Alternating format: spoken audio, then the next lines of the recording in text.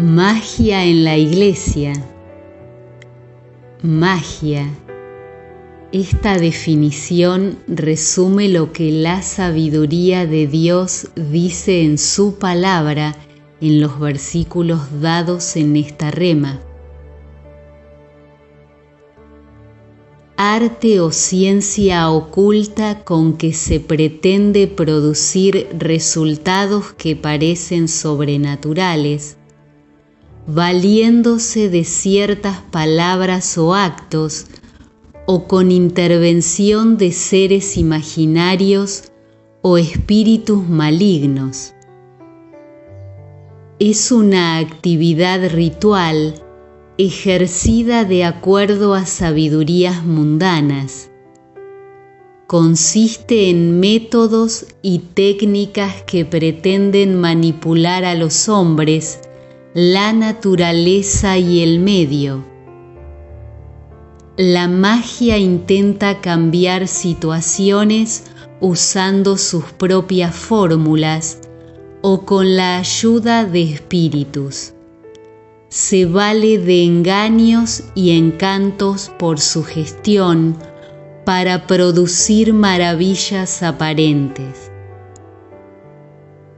Oh Señor Jesús, tú nos diste instrucciones de cómo ejercer como tus enviados, por obediencia a la fe en tu palabra, con tu autoridad y poder en tu nombre.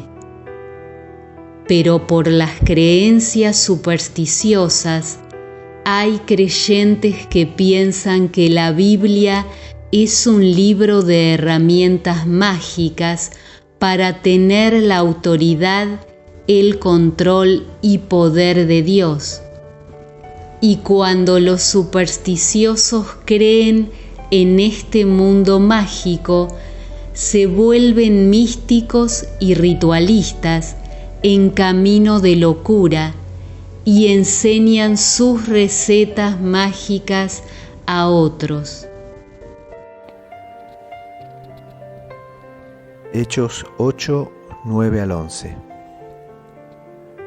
Había un hombre llamado Simón, el mago. En griego quiere decir sabio, que practica la magia, que antes ejercía la magia en aquella ciudad y había engañado a la gente de Samaria, haciéndose pasar por algún grande. Este hombre era un engañador que buscaba su propia gloria y se promocionaba a sí mismo para mejorar sus ganancias.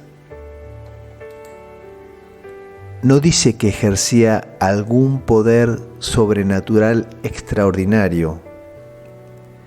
Este se aprovechaba de las creencias supersticiosas y de la credulidad de los que ignoraban las Escrituras. Tengamos cuidado, porque si llevamos a la iglesia a un mago y no crucifica a su viejo hombre y sus prácticas engañosas, seguirá haciendo lo mismo, disfrazado de servidor fiel. También añadirá a la palabra de Dios sus creencias mágicas, fórmulas maravillosas, recetas poderosas, adivinación, astrología e interpretación de sueños, según sus propias creencias. Y si no toma su cruz para crucificar al mago, estará bajo la potestad y guía de los demonios, porque por sus prácticas de pecado aún sigue siendo esclavo y siervo de ellos. Seguirá haciendo creer que el gran poder de Dios actúa a través de él, sus herramientas y drogas. Miremos el contraste con Felipe, que proclamaba a Cristo y no llamaba la atención para promocionarse buscando su propia gloria.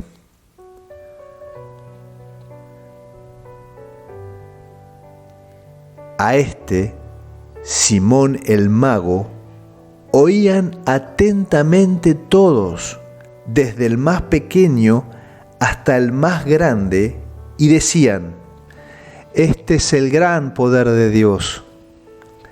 Estaban atentos a él porque con sus actos mágicos, con su falsa sabiduría, poderes ilusorios y encantamientos, los había engañado, maravillado, deslumbrado, confundiéndolos por mucho tiempo. El Señor Jesús, en Mateo 24:24, advirtió que se levantarán hombres que harán grandes señales y prodigios de tal manera que engañarán, si fuere posible, aún a los escogidos.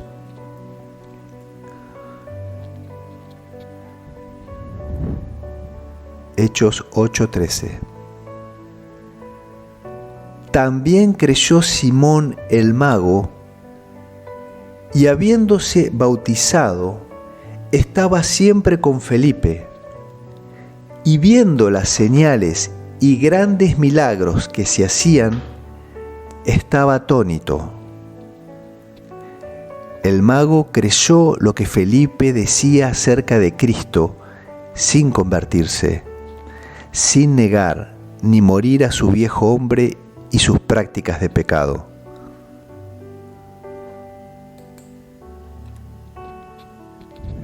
Hechos 8, 17 al 19.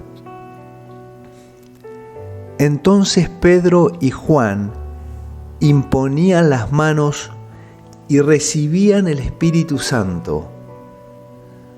Cuando vio Simón que por la imposición de las manos de los enviados se daba el Espíritu Santo, les ofreció dinero, diciendo: dadme también a mí este poder, de dar el poder de lo alto, pensando que el Evangelio era otra forma de poderosa magia.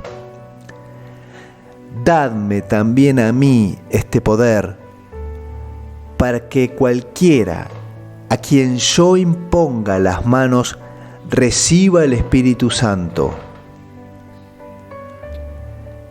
Él quería tener el poder de un enviado para ampliar su mercado y ganancias. Pensaba que los milagros de Dios eran el resultado de aplicar ciertos procedimientos mágicos de la manera adecuada. Quería el poder de lo alto, a fin de que lo siguieran a él y así poder dominarlos.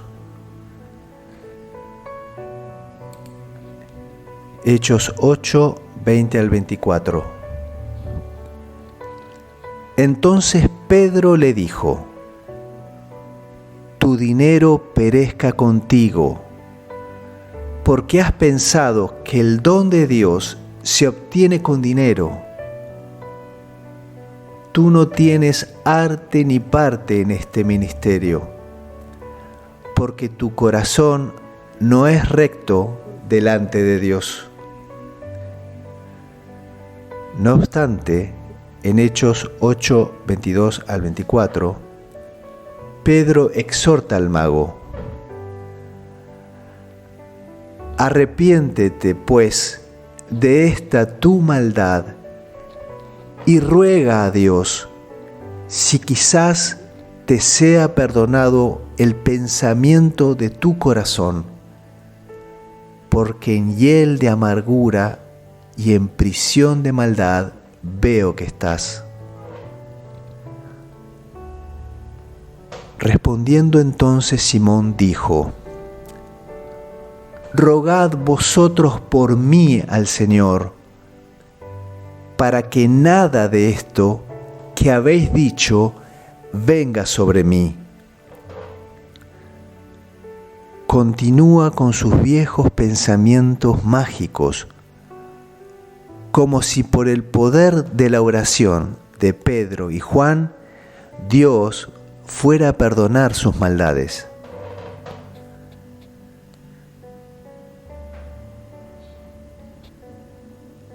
Hechos 13, 6 al 12.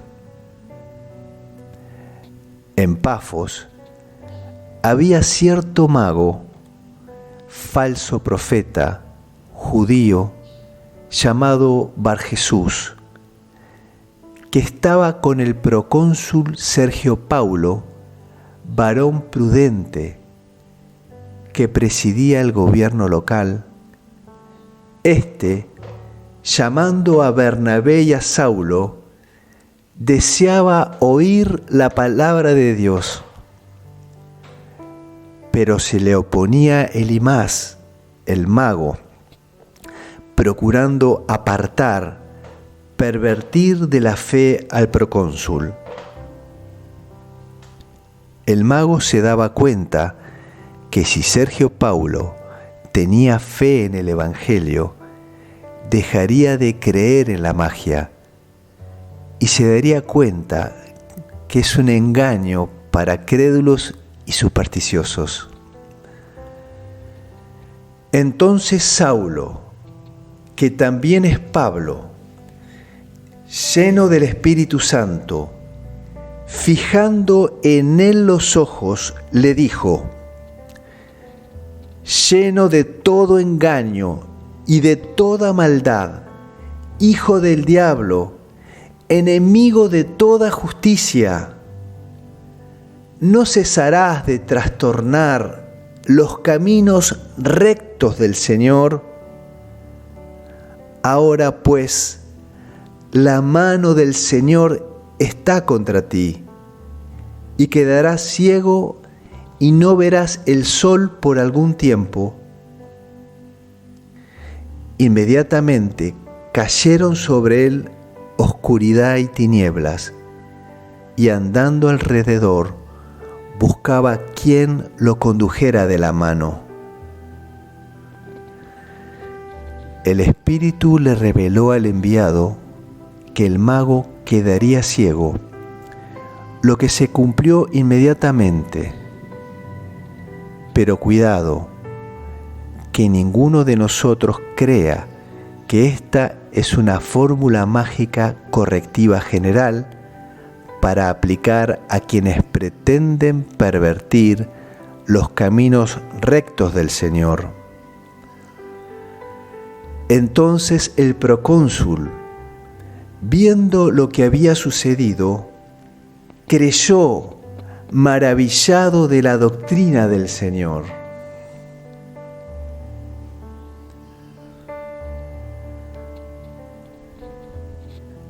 Hechos 19, 11 y 12. Hacía Dios milagros extraordinarios por mano de Pablo, de tal manera que hasta los pañuelos o delantales que habían tocado su cuerpo eran llevados a los enfermos y las enfermedades se iban de ellos y los espíritus malos salían. Algunos con entendimiento mágico, no renovado por el Espíritu y la palabra, creerá que estos pañuelos o ropas fueron magnetizados por la elevada espiritualidad sanadora de Pablo. En verdad, estos milagros son comparables a la sanidad que se produjo cuando la mujer del flujo de sangre tocó el borde del vestido del Señor, en Marcos 5, 27 al 28, y el barro que él usó en la curación del ciego, en Juan 9, 6. Pero entendamos bien que estas no son recetas mágicas para aplicar en casos semejantes. Y los que hacen esto, usándolas como recetas bíblicas, cuando los enfermos no se sanan, encima los culpan de no curarse por no tener fe.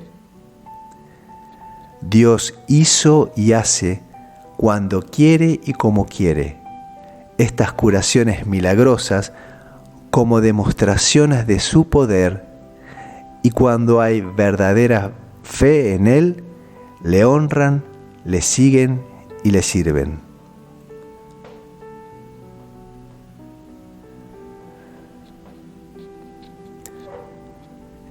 Hechos 19, 13 al 16. Algunos de los judíos, exorcistas ambulantes, quisieron usar para ello el nombre del Señor Jesús sobre los que tenían espíritus malos, diciendo: los conjuro por Jesús, el que predica Pablo, les ordeno que salgan. Creían que usando el nombre del Señor como una fórmula mágica, tenían poder sobre los demonios para expulsarlos. Los hijos de Seba, falsos servidores del Señor, tomaban el nombre de Dios en vano, transgrediendo el tercer mandamiento escrito por el dedo de Dios. Éxodo 27. Dios escribió: no tomarás el nombre de Jehová tu Dios en vano, porque no dará por inocente Jehová a quien tome su nombre en vano.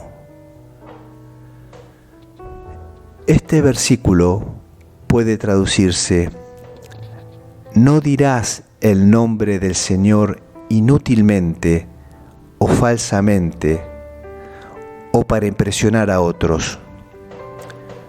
No usarás el nombre de Dios para tus propios fines o para dominar y someter a otros a tu voluntad o asustándolos para que te obedezcan.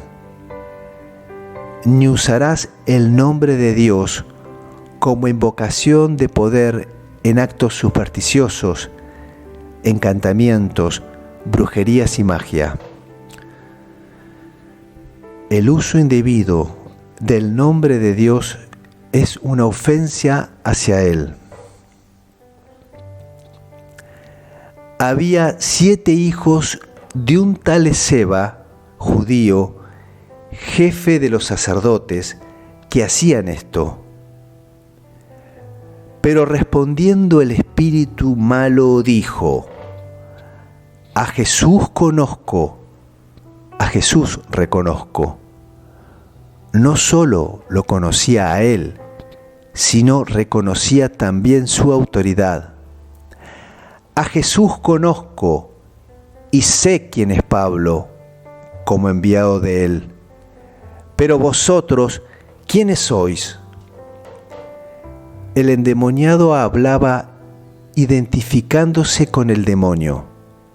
Obedecía al nombre de Jesús cuando lo pronunciaba un hombre con la autoridad en Cristo como Pablo, pero no obedeció ni tuvo temor de este falso ministro que estaba bajo la potestad del diablo.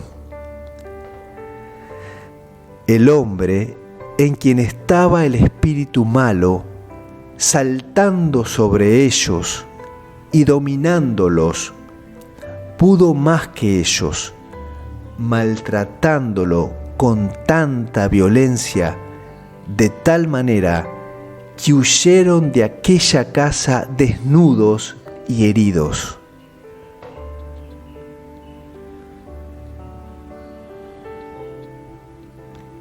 Hechos 19, 18 y 19. El nombre del Señor Jesús era exaltado en aquel lugar, y también muchos de los que habían creído continuaban viendo, confesando y declarando las supersticiones que practicaban.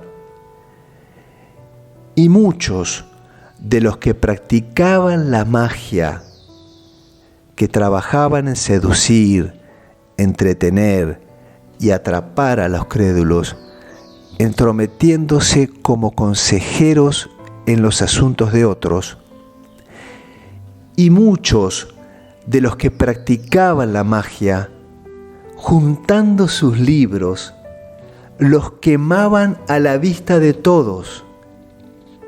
Calcularon su precio y hallaron que llegaba a 50.000 piezas de plata.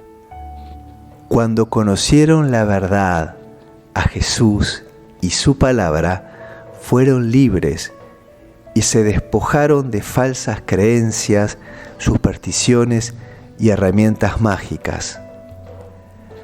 Así crecía y prevalecía poderosamente la palabra del Señor. Literalmente dice, poderosamente continuaba creciendo la palabra del Señor.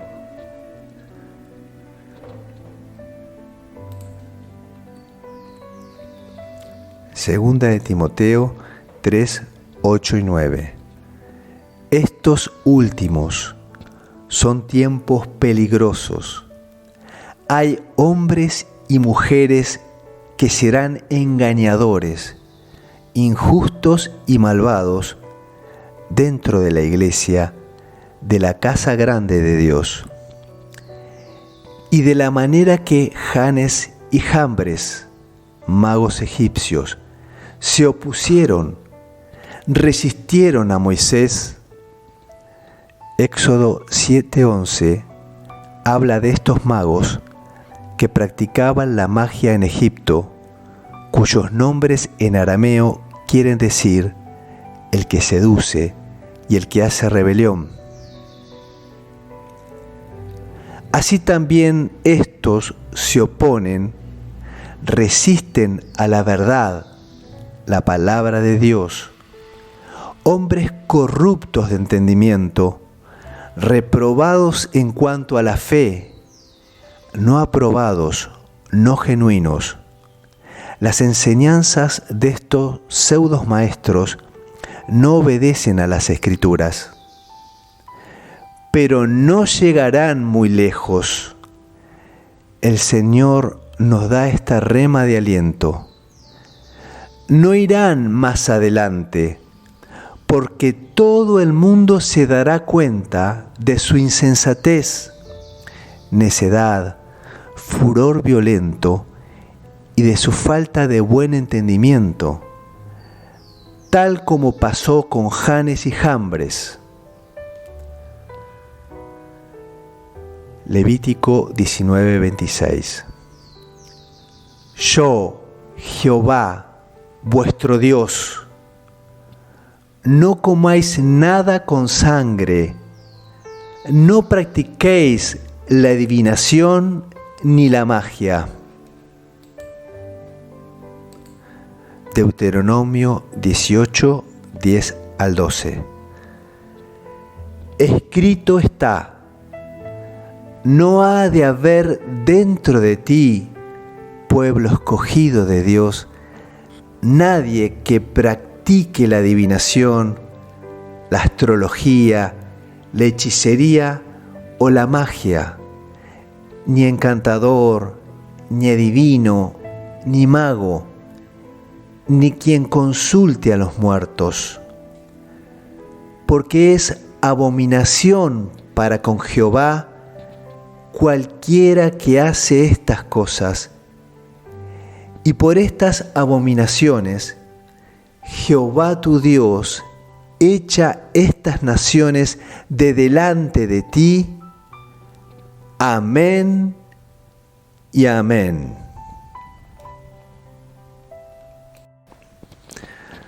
Dios Padre Todopoderoso, en el nombre de Jesús, nos acercamos confiadamente ante el trono de tu gracia. Nos arrepentimos unánimes delante de tu presencia y nos avergonzamos por habernos dejado seducir y fascinar por estas prácticas de ayuda y falsas doctrinas, según creencias de humana sabiduría, que nos guiaron por camino de error, corrupción y locura. Perdonamos de todo corazón en el nombre de Jesús a quienes nos enseñaron en la Iglesia esas creencias y acciones mágicas por su propia ignorancia y necedad. Gracias, Padre, porque con tu palabra nos purificás y lavás de creer en estos actos mágicos y supersticiosos propios de las naciones paganas que se infiltraron en tu Iglesia. Perdónanos en el nombre de Jesús por haber ejercido la magia engañando, queriendo cambiar a otros, encantando y confundiendo a los hermanos, haciéndonos pasar por sabios o magos de la sabiduría de abajo, humana, mundana y diabólica, aprovechándonos de quienes ignoraban las Escrituras para obtener ganancias. Perdónanos, Padre, por haber usado tu palabra como una herramienta, receta o fórmula mágica. Y sobre todo esto, nos avergonzamos de haber tomado tu santo nombre en vano. Gracias, Padre, porque ahora, en este tiempo de gracia, no nos condenás ni juzgás, sino que nos perdonás y limpiás de toda esta maldad con la sangre de Jesús derramada en su cruz. Ahora, como tus hijos y servidores obedientes y fieles, solo compartimos tu sabiduría, ciencia y justicia por tu palabra, que es la única verdad, Jesús. Amén y amén.